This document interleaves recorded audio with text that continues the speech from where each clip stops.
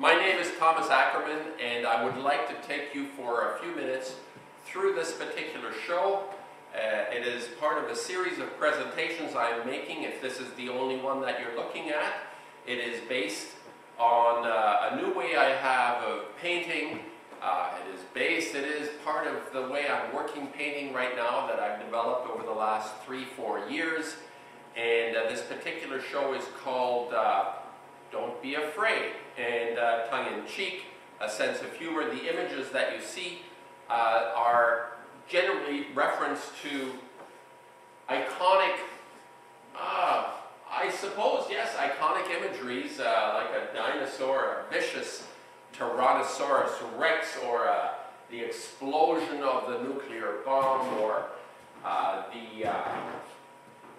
the face discovered in, or the face that is on one of the crop circles, a lowly rabbit, a pyramid of a fly, a cow and a rabbit, Stalin guarded by the rabbit and the fly, helmet, astronaut. Anyway, the idea that I'm presenting to you is obviously images that are very well recognizable. What is more important to me in this particular show is that if you look closely, and I will zero in on this, you will have what is a logo that I have designed. In this case, it's the logo of Don't Be Afraid, and it's both written in Arabic and in Latinized, whatever you call the lettering that we use. And inside, it's difficult to tell, is a little flock of angels. Now, the most important part that I would like to present to you and would ask you to take into consideration, I have included a sample of the way these paintings look on the surface. They are made with oil paint. That is all. These are oil paintings, and I have developed a medium that I add to my paints in order to produce the work in such a way that it looks so completely, totally unusual. When you're confronted with these paintings, you will not relate to oil painting in the way you have in the past.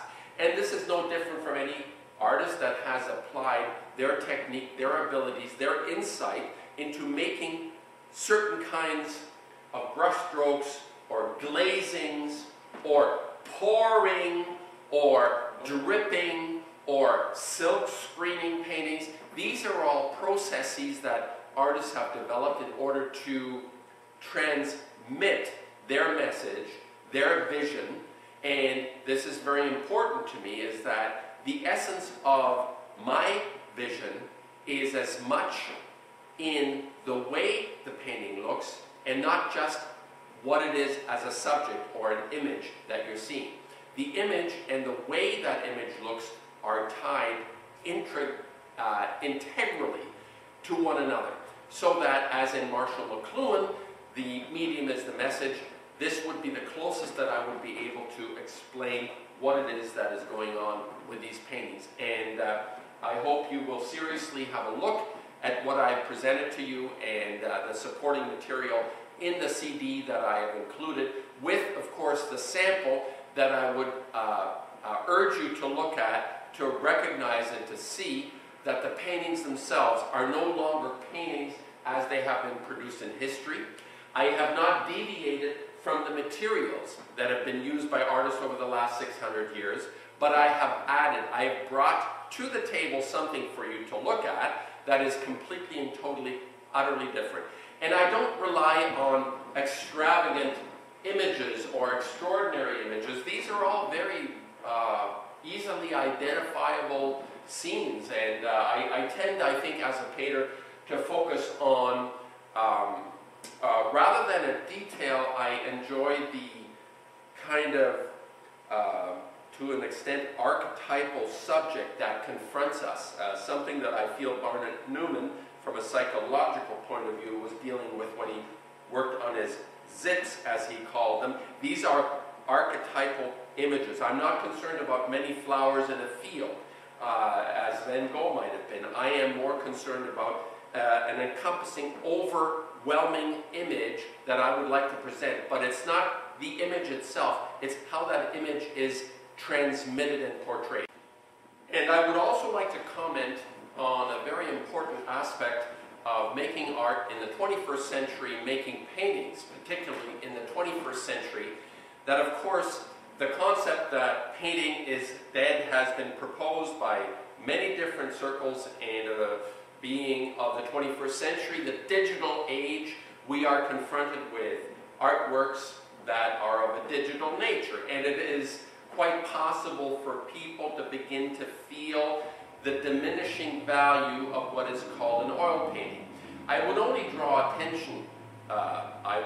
your attention to the fact that in auctions all over the planet, what seems to still be getting the greatest deal of interest are paintings, obviously paintings from the masters or established modernist masters such as Picasso or de Kooning, or even more recently Basquiat, people that have established monumental pricing for their work, and many of these are still paintings. So to say that painting is dead would be to ignore what it is in the public domain that is of interest to people. People that are willing to pay a lot of money to get paintings on their wall. Not necessarily digital images or even photographs, which also, if you have a Diane Arbus, you're looking at a very expensive photograph. But in essence, the greatest attention being paid at auction to art objects are specifically paintings. And as such, as a painter, I believe that painting is alive and well. Now, that doesn't mean that the reason it is said that Duchamp may have said painting is dead is because nothing new has been brought to the table. Until, for example, you have possibly more even than Picasso, who was dealing with the imagery within painting, but somebody like de Kooning, who revolutionized the brushstroke within painting.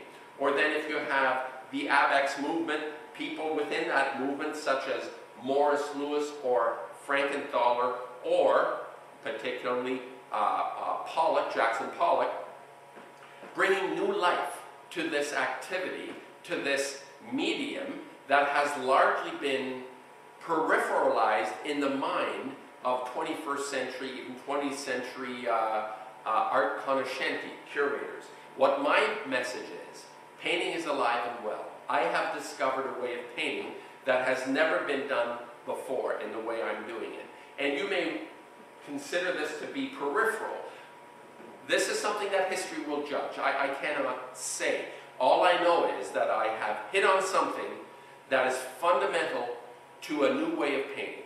And whether or not this is recognized in my time, I believe that it will continue after I have shed this mortal shell. I believe that the way I am working is a radical new approach to painting, the way Pollock was dripping, Morris Louis was pouring, even Willem de Kooning using a very wide brush in order to make his paintings. And I think it's something that I would ask you to consider when you look at the sample, and hopefully to be able to do a studio visit and to see the paintings firsthand.